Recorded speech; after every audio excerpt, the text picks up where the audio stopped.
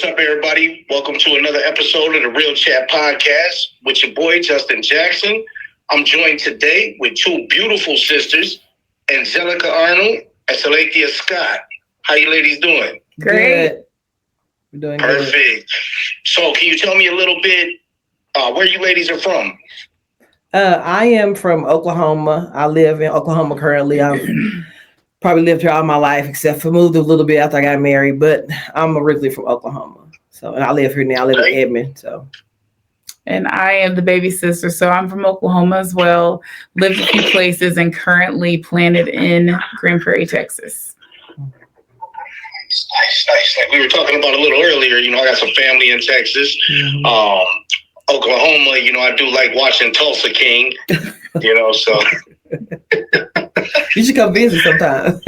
Hey, definitely. I'm gonna get to Oklahoma. I've been actually going to a lot of places lately. Okay. A lot more than I ever did, so I've been in and out of jail and living the whole street life and never really went anywhere. Right. And now I got back with my lady that I dated over 20 years ago. Oh, wow. So me and her reconnected, and in the last 3 years, we've been all over the place. Like we're off to go to Vegas next week. That's what's up. Nice. That's one of my favorite spots. Exactly. So once I get out there, I hope to link up with Louis Ochoa, people making progress. Okay. I'm going to try to link up with Terry from LA. Yeah. And he's already got a whole little itinerary together. He's like, yeah, when you get over here, we're going to go do this, we're going to do that. I said, man, look, I'm out here to spend time with the family. Right. I don't see how she going to feel about it. You might have to sneak away. But hey, that's how the citizenship works. Right. Yeah. Right.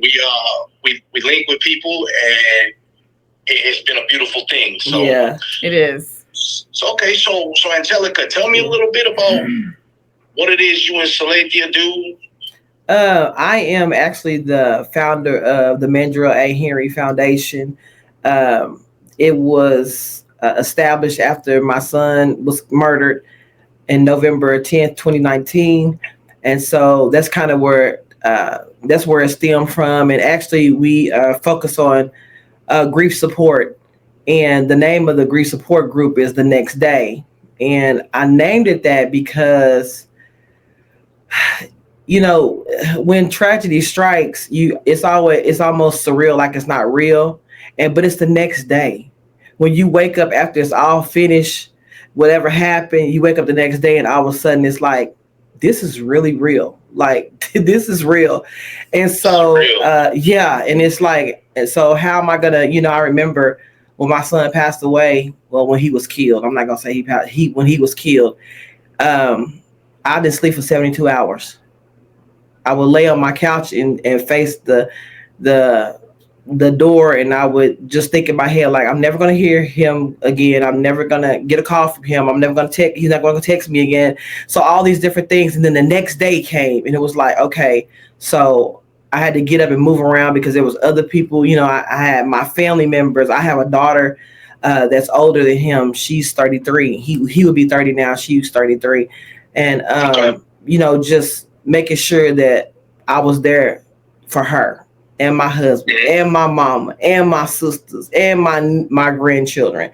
And so that's kind of where it stemmed from. So that was, I like that. I started. That is, that's so true because, we talked a little bit, but I lost a brother-in-law that was murdered right in front of me back in 2009. Yeah. And, I just had this conversation with somebody about how we wanted to handle it a different way. But his mother told me I need to get up there and do what I need to do. Yeah. In court. And this ain't my demeanor. Right. So, and my record definitely doesn't make me a credible witness. Yeah. That his lawyer tried to tear my butt up. Yeah. But at the same time, she said as a mother, she didn't want to see another mother go through what she was going through. Because every day you wake up and it's, like you said, the next day you got to try to figure out what you're going to do for that day. Right. Man. Right. And it's so real that you just said that, because whenever my son's murderer is in prison right now, and he got 25 years for this. He was actually a juvenile, and it was kind of the way it was kind of set up was like he was set up to do this because, you know, he didn't have a record and you don't have to do that much time, blah, blah, blah. And they ended up charging him as an adult. They didn't really think it was going to go that way, but it ended up being he was charged as an adult.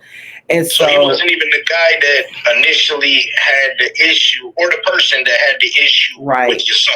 Right. No, they had a good relationship, actually. They actually had a pretty good relationship, but, you know, it is what it is. Yeah. And it was crazy because, you know, throughout murder trials and all that and trying to figure things out, you know, we had several meetings with the DA, and they would always we would literally, me and my husband have to go up there and like have a conference with the DA, you know, like, what do y'all want? What are you looking for? Do you want a life sentence? Do you want to try death? I said, look, let me tell you something. I don't want him to get death. I don't want him to have the death penalty. I don't want another mother to ever feel the way I feel. Because the pain and the agony, it doesn't have any label on it. It don't have a name to it. There's nothing you can say about it. I mean, you know what I'm saying? You can't even explain it. And I was like, I would never want another mother to feel what I feel. And it was just and people just really don't understand me sometimes when I say that. And I said, my worst enemy, I would not put that on my worst enemy. I wouldn't do it, just because it's just so much. And like, you know, I forgive because that's what I'm supposed to do. And I did it in faith. I didn't do it in my own self because I came to my own self. But I know I want to go to heaven. And I'm like, they're not worth me spending time in eternity somewhere that I'm not supposed to be. And so I choose to forgive everybody involved in it, all the different stories and all these different things. And I still choose to forgive, you know. And so I just move on from there, and it just helps me to just keep moving, because I don't have any strife in my heart. Like, people really look at me like, you playing, right? I'm like, no, I'm serious. You know, and a lot of people say, you so strong. And I'm like, there's nobody but God. I can't do this on my own. I literally was sitting in my bathroom for 15 to 20 minutes before I could move and sit there and look in the mirror when my son first passed. I couldn't even be anywhere on time because it took me so long to get dressed, you know. And so that's all I had to lean on, you know. Right. And so, and I can never tell you, you know, that I understand, you know, what it was like as a mother. Right. But like I said, I understand what it was like as a brother. Right. You know, and it was rough. It was rough for years and years, you know. And honestly, the guy that, there was two of them. One of them, you know, that was there and gave him the gun. He got 5 years. He's already out. Wow. And I actually, Salathia, you'll know, because I went to a Mike Jones concert, right? So I go to a Mike Jones concert in Appleton, Wisconsin, and here he is. Wow. You know, and I go to the bathroom, and he pops in there, and he was like, you know, and I testified against this dude. Yeah. Like, so he comes in there, and I call my little sister, because that was my sister's husband's brother. Mm-hmm. And she's like, what you gonna do? I was like, look, I'm so get up out of here. You know what I'm saying? Because shit's about to go down real bad. Real quick. Get up out of here. You know, but she, you know, and the other guy that actually pulled the trigger got like 70 years. Mm-hmm. And he just reached out to my brother-in-law's mother because he wants to talk to her on the phone. So, you know, I don't know what it is he wants to say. Right. We didn't give him that opportunity. But I'm pretty sure it's along the lines of forgiveness. Right. Mm-hmm. You know, and people used to say that about my mother, that, you know, you're very strong. Mm-hmm. But we don't see what she goes through behind closed doors. Real talk. You know what I mean? We don't see how she handles that heavy burden. Real talk. So can you tell us a little bit about maybe what you do in some of these groups to help other mothers, other families? Kind of like we was. First of all, I want to salute you. Oh, definitely. You know what I'm saying? Thank you. Man. I appreciate what it is you do. Thank you. Kind of what we was talking about a little bit earlier. It's just, I feel like we need to find ways to heal. You know, I've met several mothers in this journey that some of them, they're either medicated, they in mental hospitals, they can't function, they can't do all those different things. But I just want to encourage them to like find what's on the inside of you. I don't care if you got to reach way deep off in there, because I just encourage them, like, we can heal. We can heal together. Never will we forget what happened. Never, man, I'm telling you, like, sometimes I'm good. I was talking to, when we was on our virtual group the other day, I was talking, and it just hits me in different times. You know, I'm driving down the street. I'm a school teacher. I'm almost to school. And I teach at a middle school today off the chain. I'm telling you, so you got to go in there like roughneck, like, and I'm just like, I'm like, okay, I gotta get myself together, you know. You gotta watch that comedian on TikTok. He's a teacher that's always talking about the schools. Man, look, I'm telling you, it's rough in the city. I'm telling you. But I'm gonna link you with my 6th grade Spanish teacher. Boy. Right? So that's my mentor. Really? He does public speaking. Yeah. Really? The reason why I do what I do today is because of him. Man, I'm telling you. He wanted to adopt me when I was younger. Yeah, I'm everybody's favorite teacher. I'm like, the way I be on y'all's head, they be like, yeah, Miss Arnold, yeah. I'm like, it's like, man, fuck them kids. Like, for real, you like, yo. So what my teacher does is he recalibrates you. And he brings you back to that interview chair. Right. Why you want to be a teacher? Right. It is crazy because I didn't even want to be a teacher. Mm-hmm. I never wanted to be a teacher. That was not I've been in criminal justice for over 20-something years. Both of my degrees is in criminal justice. I ran facilities, like I deal with inmates and juveniles. That's what I deal with. That's my jam right there. And so when my son passed away, I was like, I can't do this no more. And so I had to end. I was like, I got to do something else. I don't know what I'm doing, but I ain't doing this no more. And my husband was a chief for the Department of Corrections. And so he went ahead and did another year. I was done. I was done with it. And so I saw a dude I used to work with, and we used to work at the school together. And he called my name across Walmart. It was so embarrassing.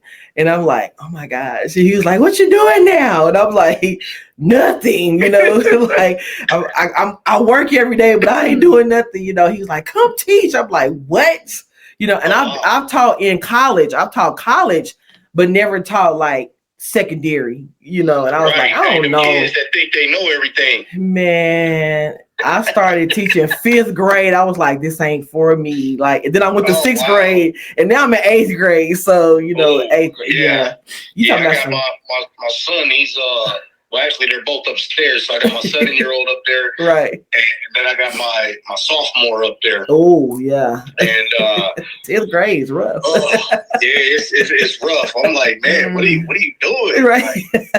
Like these, I don't know how you treat me at home. So right. I can really imagine what these teachers. Boy, I be telling them parents, I'm like, baby, your kids be acting a fool up in here. Like, y'all don't even understand. Like, gotta keep them gloves in the right. It's like a mini lean on me. Yeah. I said, this is like a high. You know? They're like, Miss Arnold, what is that? I'm like, lean on me. Go watch it. You gotta be Mr. Joe Clark if you want to work up in there. That's right. Get Joe Clark on. It's crazy. It's crazy. It's crazy. But yeah, going back to this before we talk about the school, but I was literally driving to the school and this song came on and I lost it. I mean, I was like, I got to get myself together. Like, and so sometimes I have to look back and ask myself, like, am I really missing my son? Because I do go along life and it don't seem like sometimes, even to myself, sometimes I'll be like, you know, your son is not alive, right? You know what I'm saying? But then the Lord just speaks to me. He's like, I'm doing this.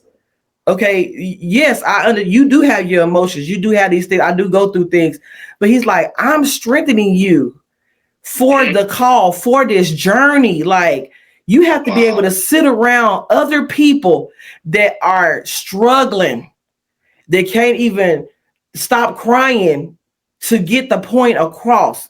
So if we all crying at the same time, like it's just crazy. It's crazy. And he just gives me this strength, man, to just keep on going. And like literally when we had my son's viewing, it was crazy because all these people was coming in here, and my son was really, really close to everybody because that was his personality. Like he was, he was that dude, like for real. Right. And so people would come and they were just so sad and they was crying.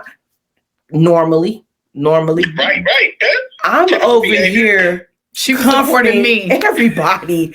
They look at me like, she for was. real? I'm just like, I'm comforting everybody. Like, he put it on the inside of me. You know what I'm saying? Auntie it's deep. I've been an aunt since I was 9 years old. Yeah, like she made me a aunt. She made me an aunt when I was 9. My niece was born when I was 9. I'm 52. I was grown when I had my kids before she. Yeah. We're like 10 years apart. We're 10 years apart.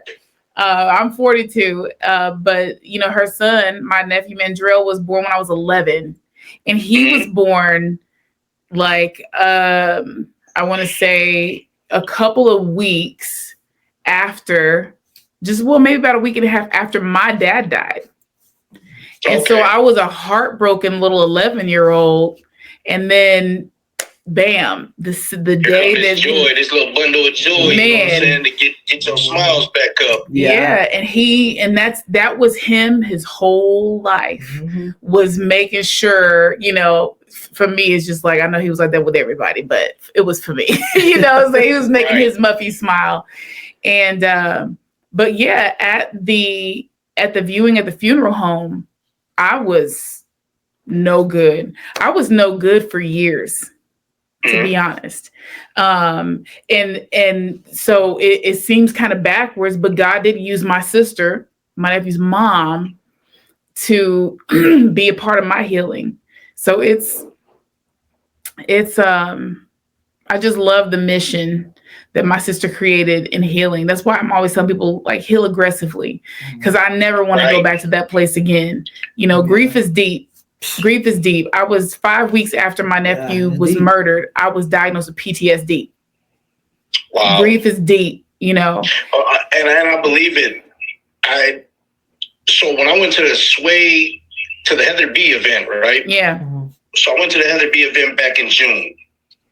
I went down to Kansas, where my dad's side of the family is from. You know, I was born in Topeka, Kansas. That's where my daddy family from. And I haven't seen my dad since I was 7. And then he passed away. So I went down there and I saw a bunch of family. And I met one of my cousins. Very bright dude. You know, he was probably about 20, 24 years old. And, you know, doing stocks and everything, like just very intelligent. And after I went to the Sway event, about that same, while I was there at the hotel in Jersey, I got a message saying that, you know, that there was a murder in Kansas. Wow. And I asked my cousin, I said, who are you talking about? And it was her son. Wow. So, you know, this is recent this year, and this is what she's going through. Man. And all I can say is, Angelica, God is powerful. Yes, he is. And the things he do for a mother that can endure that, man, I ain't got no words for it. I don't even understand, because I know I sit up and I don't know if it be because I'm a different person these days, but I get all kinds of emotional shit. And I'm like, what am I need some cranberry juice. Right. You know what I mean? So, but when I watch you mothers getting up and talking to other women, other mothers, even Big Bear, you know, Big Bear is everywhere. Yeah. So, you know, I link with him and everything that he's going through with what he's trying to make happen. And I have no words. I just know that y'all got so much power. Man. And what y'all trying to do. Yeah. I salute y'all so much. You know, so tell me, who called into the show? Was it you, Angelica? It was you. Me. No, it was my sister. Me. She's my marketing person. I am the, you know, I kind of do it all person. So marketing is what I do for the foundation. And because I actually have a whole board. I have a board. I have an advisory board. I have a vice president, treasurer, secretary, board members. I have 3 advisory board members. Like, it's legit. Yeah. You know what I'm saying? So you're an actual nonprofit. Yeah, I am a nonprofit. Yeah. Oh, I love it. I love it. Yeah. And I'm just trying to get it out there. Yeah. And we're going to move this towards further through the Midwest. Yeah. Definitely. Yeah, like we really that's like as the marketing director, I just my thing is we're pushing healing. We're not trying to sell anything. We're really literally just pushing healing. Because I've been to, like, you know, my sister was talking about it in our session the other night, our first virtual group. And she was just talking about how everybody grieves differently. You know what I mean? And mine, I was in the depths of the depths of the depths. Okay. You know, having panic attacks, just waking up on the couch, just hollering and screaming for my nephew. I mean, it was horrible. And I refused to go back. And I also don't want to see nobody else there because grief is lonely. Right. And so the whole thing is that we're trying to tell you, you are not alone.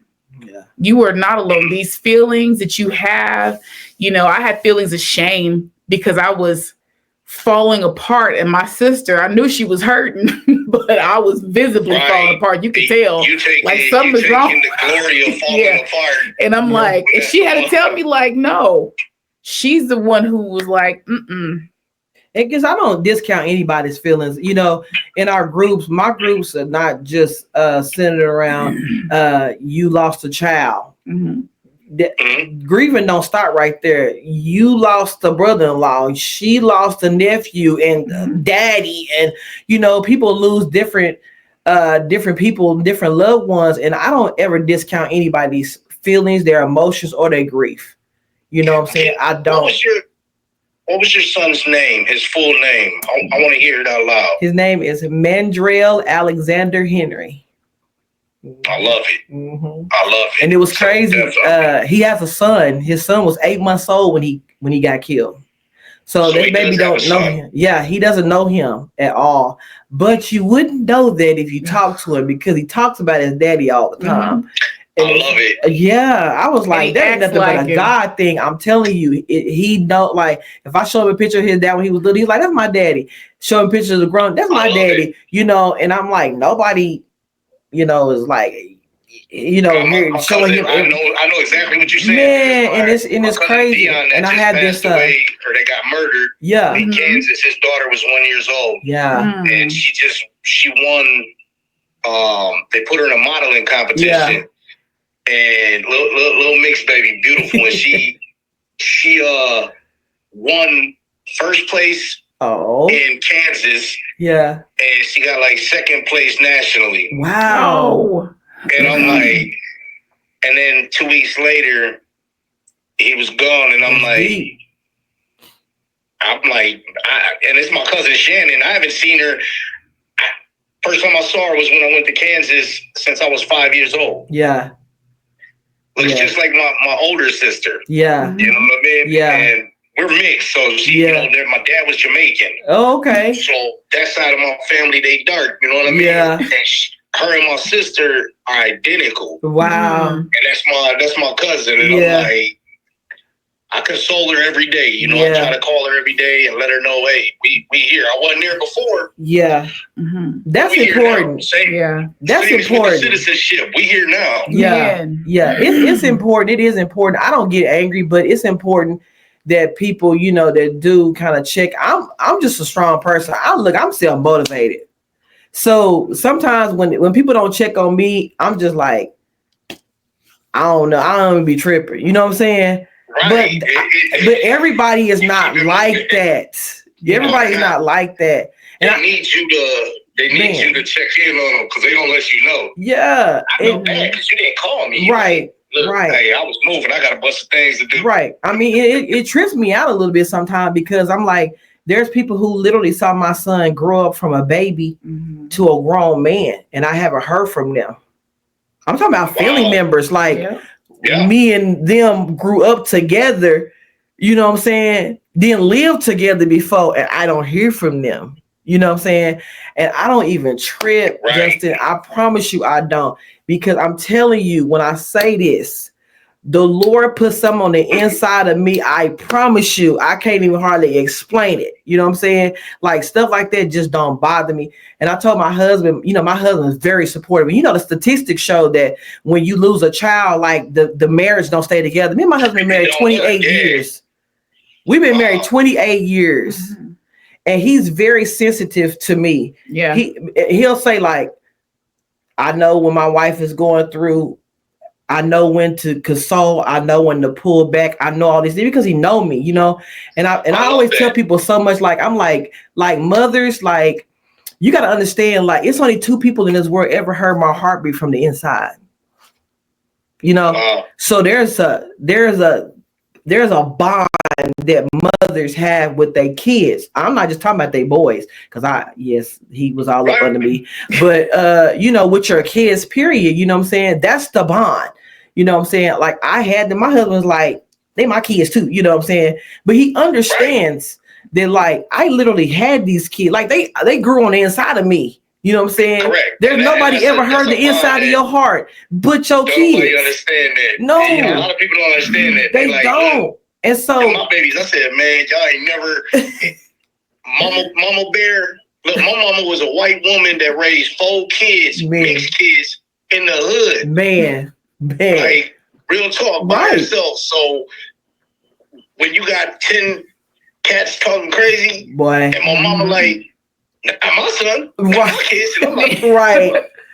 They big and black, they gonna beat your ass. Like, my mama like, look, it ain't finna go down like that. Right. We not finna go. Right. But that's how the whole family was. Yeah. So it's a bond that nobody realized. You know, I always say, hey, ain't nothing like a mother. Boy, I'm telling you, that's one thing you can't play with me. Don't play with my kids, and definitely don't play with my grandkids, baby. That'll get you. That'll get you messed up right there. Yes, I got 5. I got 5 grandkids. Like, don't do it. Everybody know too. Like, yeah, we know. If you know, you know. Yeah, you need to know. Like, don't do that. And there's the crazy auntie, crazy little sister. Yeah, she's all. Hey, I love it because family gotta stick together and reach out. Yeah. You know what I mean? Yeah. So when this podcast come out, for whatever family ain't reaching out to Angelica, get together. You need to reach out, man. Yeah, it's all good. It's all good. But this turned out better than I could have ever thought, because, like, I learned so much on how the strength of one woman can pass that strength along to others. Man. Because what you said about your husband, that's big. Yeah. That's very deep, because you're right. A lot of relationships don't last through that. And you said a couple key things. You know, he knows when to console you, and he knows when to leave you alone, and he knows when to just listen. Yeah. Yeah. And that's solid, because a lot of relationships out here, everybody wants to give advice. Oh, well, I think you should be doing this and you shouldn't be doing that. Right. Hey, look, sometimes I just want to talk to be talking. Man. Right. I ain't trying to hear nothing from you. I just want to be talking. Right. And that's the important part. My lady taught me that. Yeah. And that's the important part about the groups that we do. I'm not telling anybody, like, you need to stop. You know, you need to stop crying all the time, or you need to figure it out. You need to know people have their own way of grief. I'm just there to support you and tell you what worked for me.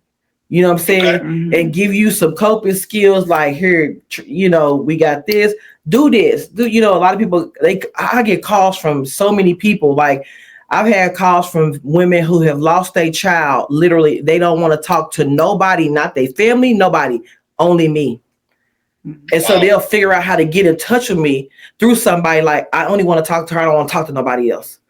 And so I've got relationships just based on the fact that they just wanted to talk to me.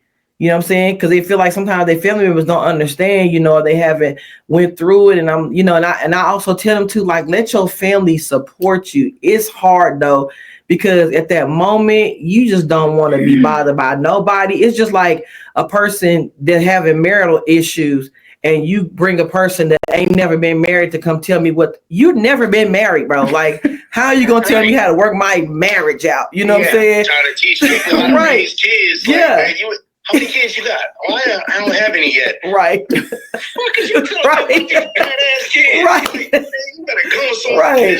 Right. So where can he find you?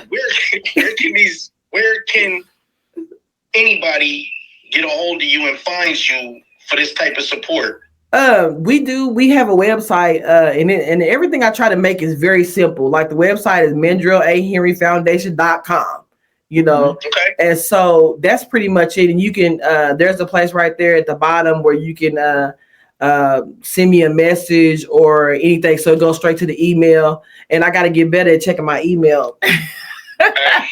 Because Big Bird hit me up. I was like, oh my gosh, I missed it. Like, he hit me up 2 days ago. Like, yeah, I'm in school. I teach school.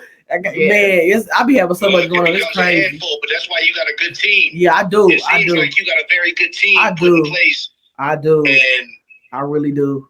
You know, I'm not sure if you watch a lot of podcasts, but one that I listen to dearly is Eric Thomas. He's a beast. You know what I'm saying? Man. But one thing he always says is put the right team together. For sure. And you can accomplish anything. No, Justin, I really prayed about it. Like, real talk. Like, I didn't want to put people in place just because they was my family members or anything like that. Like, I really put people in place that like love my son so deeply. Like they just gonna go hard just as hard as I am. You know what I'm saying? Like, we to see this work. Man, and people who gonna work, and I'm like, and y'all ain't getting paid. Like, this is volunteer work. I write you a letter if and she does everything with a very high level, like a spirit of excellence. Because that's just how it got to be we right. are. And that's like where we're taking the foundation to is to some really excellent places. We've got plans for more, virtual grief support, still on the ground grief support. But we really want to look, there's almost 8 billion or a little bit over 8 billion people in the world. And everybody's going to lose somebody. Yeah. It's inevitable, you know? Correct. And so it doesn't matter where you are, it's going to touch you. And so we're here to support whomever it is. This coming summer, we're planning on having a really big formal fundraiser. We got some stuff to do. You know, my nephew was taken from us by violent means. So we've talked about, scholarships, not just scholarships to hand out, but scholarships for kids who have turned their lives around. Because my sister's been on every side of it. She's been on the correction side. She's also got a background as a counselor. So she's background as a counselor. She worked in the juvenile system. Her son was murdered by a juvenile, and now she's hitting it. She's getting them earlier, so that we can kind of turn that stuff around. But we want to encourage those kids who could have gone the same path that young man did and turn their lives around. And so we've got big plans for the Mandrell A. Henry Foundation to honor his memory and to help people get to the point where they are celebrating memories. They're healing enough to be able to celebrate memories, because I'm telling you, it took a long time for me to be able to look at my nephew's deep dimples. It took a long time for me to be able to look at him without completely, shattering. Like photos. Yeah, like pictures and stuff. I just could not look at him without just falling apart. And I couldn't celebrate him. And now I'm always gonna hurt. That's a core piece of part. It's a core part of me. He is, but because I made the decision to heal, and it's all about that. It's all about making the decision to heal, because it's not easy. You know what I mean? It's not easy. It's not fast. With your brother-in-law, it took y'all some time to build trust and love and brotherhood, right? Well, of course it's going to hurt for a long time. It took a long time to build that bond and build that level of trust and love. So we just want to get people to the point where it's going to hurt, but you can celebrate them now. Mm-hmm. We can look at them and celebrate their memory. Celebrate. You said it. You got to celebrate because, you know, how you keep somebody's legacy alive is by celebrating them. Exactly. Mm-hmm. Not telling a story about how they met their demise. Right. Man. You know, right. When my brother-in-law went, you know, it took me a long time because like I fought with his brother, his family, because I was standing right next to him. Yeah. Wow. And my brother-in-law was actually on a PO hold that day because he got killed on his 23rd birthday. Wow. You know, he turned 23 at midnight. He was dead by 3:20 in the morning. Wow. Alcohol was involved, and you know we thought we was tough, but the one thing he did know was where he was gonna go because he was like, I ain't afraid. He said, I know where I'm going. Man, I'm telling you. And he ran right forward, and I was like, yo, no, man. Yeah, no. But it wasn't no stopping him. You know, he was so he was gonna go to the NFL. Yeah, he was only down here visiting out of college. Wow. On vacation, and we went to get the cake that morning, and his brother got picked up for driving without a license. Wow. So he went to jail on a PO. Wow. So I'm the older party that's responsible. Yeah. For my sister's husband's brother. Yeah. Mm-hmm. And I let that happen on my watch is how I felt for a long time. Oh yeah. So every time, you know, it came up to celebrate, and I was like, you know, I just couldn't do it. Yeah. Like I fell apart at the bar, and I'm like, it's my fault. And they're like, yo, calm down. And I'm like, fuck that. Yeah. Right. So it was bad. It was always bad, you know, going out for New Year's, things like that. Yeah. And the other day, my sister called because they had a celebration for him up by his mom in Minnesota. And she was like, you want to make a trip? I said, hell no, I got shit to do. So 5 hours. I ain't driving 5 hours. I said, you should have called me last week. Right. Get prepared. Call me the day of. It was like, you want to make a trip? Nah. So, by the way, my little sister's kind of halfway in, halfway out. She about that life. So, we end up, she's like, yeah, you want to send me some money for some balloons? Real talk. I said, man, nigga don't want no balloons. I said, he been gone since 09. He don't want right. No money for no balloons. Right. Yeah. Y'all need some extra food or something? I said, right. Man. Right. But I was like, I'm not. She said, we finna go to the store and get some balloons. I said, no, you're not. Not with my $20. Right. I got too much shit to do. All right. I love my brother, but you know what I'm saying? Right. But that's what it's about. We got to be able to live like how we would have been joking and living when they was right here. Right. And that's how my brother would have lived. He'd have been like, look, man, don't buy me no balloons. What's wrong with you? Man. We always laugh all the time because every time my son, if you have something, he gonna celebrate with you.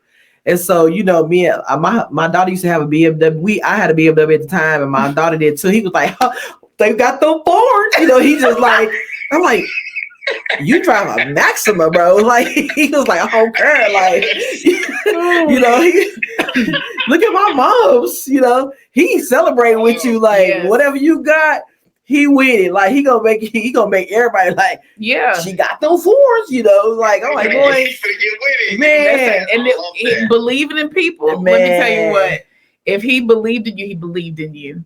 I'm telling you, my nephew thought I could do anything. It was so funny. It was so funny when I was putting his funeral together, you know, picking out the casket, doing all these things. And I was like, everything I pick up, be like, he would love that. Like, he would love that. And so when every time he thought something was cool, he'd be like, ooh. And so we at the funeral home, like, ooh. They're right there. And so we always joke about that because that was just him, you know what I'm saying? And that's how I celebrate him. You know, I think of all the good memories. I laugh about him. And, you know, I have my times, you know, sometimes. And sometimes it's worse than other times, you know. But then in the end, I'm like his memory is still with me. It's in my heart. Like, yesterday for Thanksgiving, I'm thankful that I had him. that I even had the time that I had with him. I'm thankful for that, you know. At 26 years, you know what I'm saying? And my baby boy, that's my youngest son. You know, I only have a girl and a boy. And so, you know, boy moms, and, you know, and my daughter, she like daddy, you know, and he like mama, you know.